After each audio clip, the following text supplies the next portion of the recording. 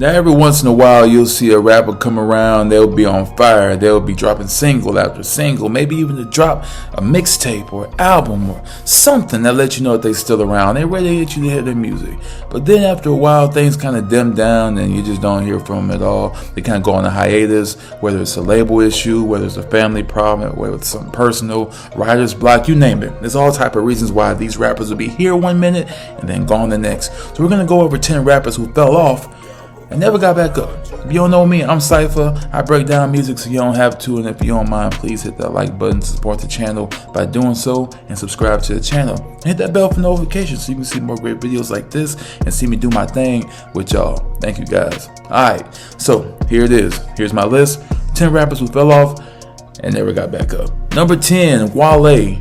I don't know what happened to Wale. If you ask me what he's doing right now, I have no idea. I haven't heard a song, an album, a whisper from Wale. Only time I hear about Wale is if he makes an appearance somewhere. And I don't know if he's just done with rap, if he's working on something and waiting for the right moment, or maybe he has been dropping, but he hasn't been in the spotlight because of label issues. I don't know. But Wale went from being one of the big guys 10 years ago to just not. I don't hear nothing from him. Nobody's asking about him. A lot of people forgot about him. So I don't know what the issue is. And if I do my research, I might be able to find out. But as far as it being in my face, I don't know. It's not being pushed like that. So where you at, Wale? Number 9, Rich Homie Quan. This one's a little different because although he is still around and still productive musically, it's just nowhere near the same hype as it was before. And I get 10 years is 10 years, but I'm looking at even 5 years. It hasn't been nowhere near the same as it was. Think about it, even 10 years ago, and probably even 9 or 8 years ago, when he had Flex. When that song came out, he was the biggest guy on the planet at that time because it had the most trendy song at the time. People even made songs based on that. Hit the Quan, all that. But he went from being with that to nothing. Right now, he's on a different path. I think he's finding peace, changing his lifestyle, so that's great. But I haven't heard a real solid Rich Homie Quan project in quite a while, and definitely with no real backing. Because I don't think he's with Think It's a Game no more. I might be misspeaking. I don't know. But I don't know if he's with them no more. And I know that whole thing with Thug fell out just a year or two after the Rich Gang situation. So it's been a long time to be able to come back. But I just ain't heard nothing from him. So he's around, but even when you do hear something, it's just nowhere near that level. Number 8, the New Boys. Bro, where are they? Are they still a thing? I know they split up a long time ago and one of them went on to do his own solo thing. He also produces, but where's even the one? Where's Legacy? I don't know where these guys at. They came out with the what was it? Jerk? You're a jerk. You're a jerk. What happened? It was a dance craze, and look, a lot of people might be like, well, it's just a one-hit wonder, guys. Don't worry about it. People have songs like that, especially during that time all the time. Then they fall off. It's just another thing. But here's the thing, though. They didn't just have that song. They had New Girl, which to me was a banger. They had a song with Chris Brown. They had a song with Ray J. Tie Me Down, I believe, with Ray J. They had a lot of songs. They had an album. They had a real whole layout. They were going to be a thing. But that never happened. They split up and that was it. One of them dropped a solo mixtape which started off decent, but then just relegated to something just completely mediocre. So I don't know if they even still making music or not, but I definitely remember the New Boys. I don't know what happened though. Number 7, Cali Swag District. Now this one's not really fair just because 2 of their members actually died, and it's very unfortunate because they were a promising young group. They had the Teach Me How to Dougie song that came out. They had a big remix with like so many people on there, and this was actually a really good remix. And before I started learning how to beat make, I was practicing learning the sounds to that beat to Teach Me How to Dougie. I remember it blasting in the car. Boom.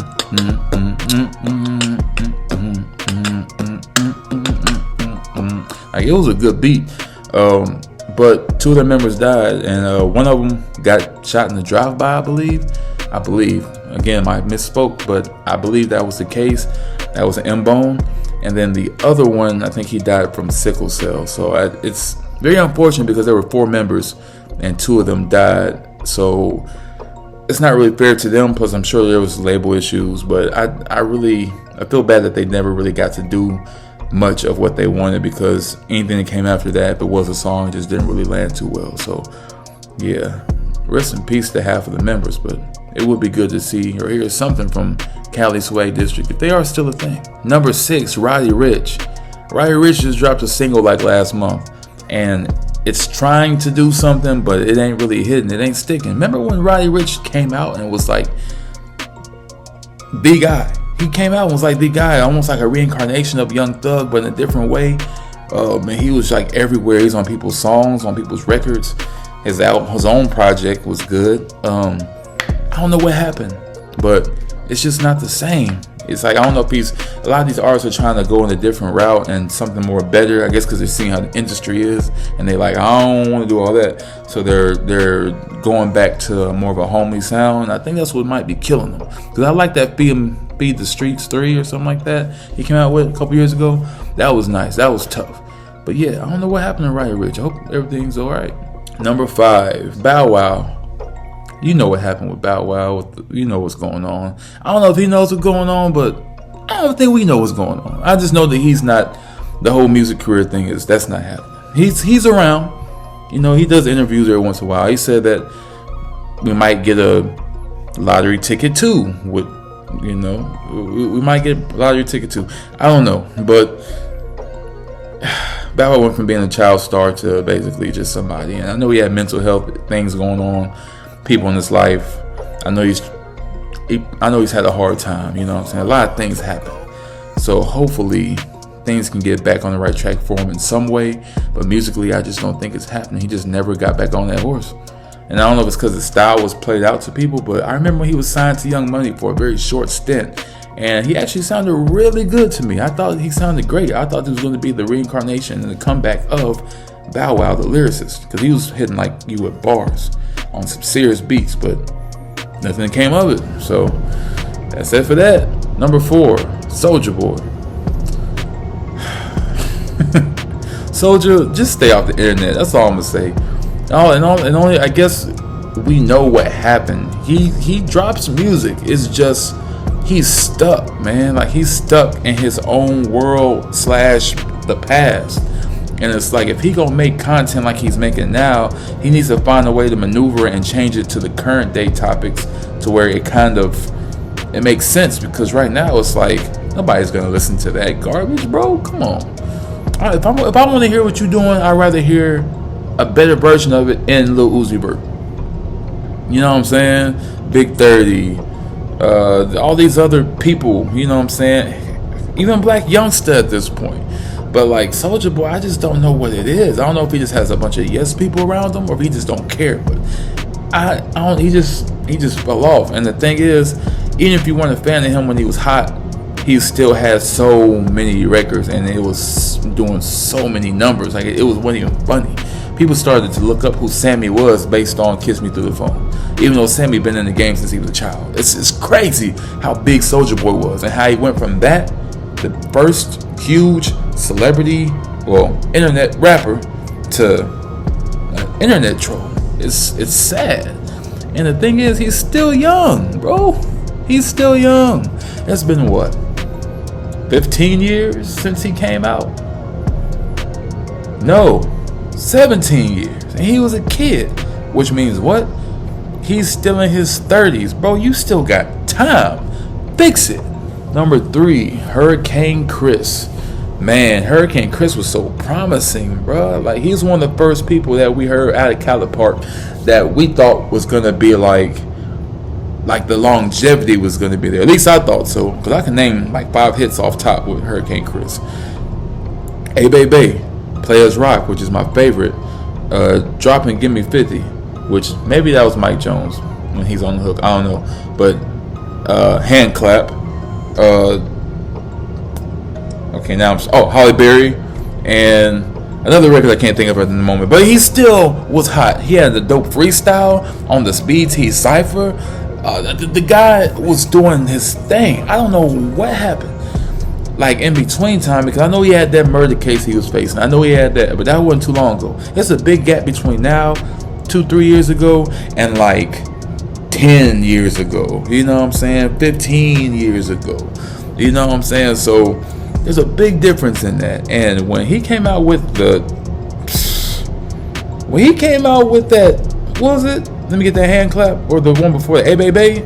That changed the game, bro.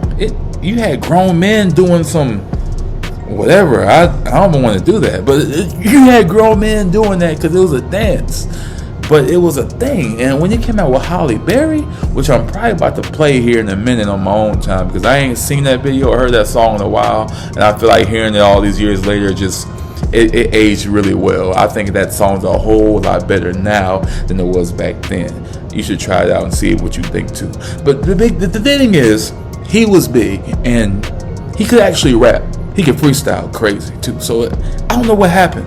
Label, the sign of the times, change in direction, I don't know, but we ain't getting no more Hurricane Chris. It's sad because Players Rock, that was my favorite Hurricane Chris song to this day, bro. Number 2, Roscoe Dash. Man, take what I said about take what I said about Hurricane Chris and multiply it by like 10. Roscoe Dash had all the tools, bro. He was starting to be the T-Pain of the rap game. He was starting to be on everybody's hook. He had that sound, that distinguishable sound. He had hits. Like, to this day, I'll bump that Roscoe Dash Ready, Set, Go album EP thing. That thing was, man, all the way turned up with Soulja Boy on it. Show Out, Ready, Set, Go, Sexy Girl Anthem. It's so many records he had, and it was like Good Night. Like, I don't know, man. And I know he probably, based on the interview I've seen recently, I think he's just done with the music industry because he sees the way things are and he's tired of getting cheated. And a lot of people was trying to act like they didn't know what he was talking about, but he pretty much said that Wale and Miguel took his song, ran with it, and act like he didn't have no credit on it. Miguel denied it, Wale denied it, they both denied it. But I'm not saying I believe him, but particularly because I don't know the situation, but I believe that happens for sure. People don't get credit for a lot of stuff. So it's one of those things that a lot of people don't know stuff. They get those facts and truths get buried behind false reality to where you don't even know that was supposed to happen. Did you know that Kendrick Lamar's song Humble was supposed to go to Gucci Mane first, and Gucci wasn't feeling it or didn't respond in time or whatever? So Kendrick Lamar, when it got sent to him, he took it and rolled with it. Yeah, so that happened. So think about if Gucci had that song Humble instead. Insane. So stuff like that happens, right? So that's what I'm saying with Roscoe. I believe, and he was known for his pen. He wrote a lot of stuff too. Nice hooks. So it's like, I believe that he got screwed over a lot, and he was just like, you know what, bro, I'm gonna just take my ball and go home. You know what I'm saying? I'm gonna leave it where it's at because I'm tired of getting screwed out of my checks, not getting credit. People don't put respect on my name. I'm not just a turned up artist. I actually make music. I'm done. So I respect that. But I myself, as a Roscoe Dash fan, bro, I wish I could have got more Roscoe Dash music because I was turned. That wasn't even my type of style back then. You know, but when he came out, I was like, bro, I'm ready to blast it. Show Out is still my favorite Roscoe Dash song. And oh man, I don't know. I really wish we was back in that time, because 2010, in my opinion, technically, although there was other artists around at that time and doing their thing, I think Roscoe Dash pretty much owned that year with the turn up era. And number 1, T.I. Man, look, T.I. is around. You see him everywhere, right? But it's just not musically. And when you do see him musically, it ain't hidden. You try to like it, but it just ain't hidden. I don't know if it's the whole snitch thing, the dreadlocks thing, the family, the lies, the accusations. I don't know if it's the propaganda, but whatever he says now, I just don't believe it. I don't feel it. I wish I could, because he used to be my second favorite rapper of all time back in the day. Of course, behind Lil Wayne. But it's like now, it's like it ain't doing it. I don't want to see him doing stand-up. I don't want to see him doing a reality TV show. I don't want to hear him give his opinion on current events. It's something about him, bro, that just didn't age well. I ain't feeling it. You know what I'm saying? So I don't know what that's about, but nah. Sorry, T.I. He fell off. He couldn't get back up, not because he ain't tried to, but because it just ain't working. You know what I'm saying? It's like finding out It's like finding out the magic trick. You know what I'm saying? You find out somebody doing this with their thumb. You know what I'm saying? And it's gone. Oh, where is it? And then you realize they do that, and then you like, well, I know the trick now. So when they try to hit you with some more magic, you like, oh, it's probably under your finger, and they like, oh, yeah, it is. You know, it just ain't the same. And I hate that because I ain't no T.I. hater. I ain't no hater, period. I want everybody to succeed. But it just ain't working, bro. I'm not liking it. I ain't feeling it. And that's just me. But hopefully we can get a reprise or something. But I ain't feeling it, bro. I ain't feeling it. So that's why he's number 1 on my list. And that's my list of 10 rappers who fell off and never got back up. This is Cypher. I make music as well. And hey, why don't you, since you made it to the end of the video, why don't you check this out? Oh my God, I'm a hero. And it's like father, like son, that's my hero. Saving everybody. I ain't looking out for me, I pray for everybody. When I'm on my way, bro, I'm taking everybody. Ay. Cut the family tree, I ain't shading anybody. Kill these rappers, give me all they flowers, I got bodies.